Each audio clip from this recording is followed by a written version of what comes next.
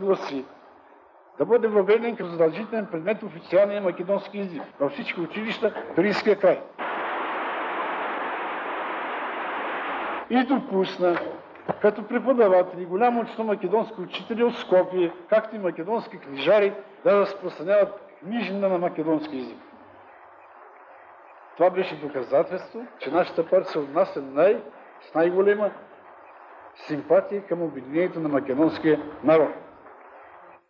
И още, четенето на скопската преса е задължително, а работниците и чиновниците са принудени да се запишат на курсове за ограмотяване по македонски език.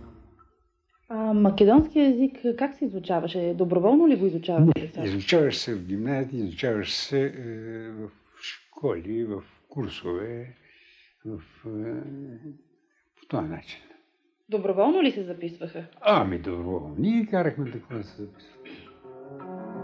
Затова пък в българската комунистическа преса валят дописки, че народът с огромно желание се македонизира. Отделни колони в този печат се пишат на споменатия току-що създаден македонски език. Освен в пресата, похвални сводки от активисти на БРПК текат и към Просветното министерство в София. Какво казвате, че писахте в сводките, които ви искаха за македонски език?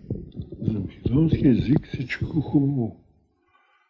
Народа с желание слуша македонски език. А народа не искаше да знае. Не го интересуваше този въпрос, но ние бяхме длъжни да даваме добри сведения, че всичко върви по мед и масло и лъжихме министерството. Чиста лъжа. Така е. Екстра. Да ставате здрави.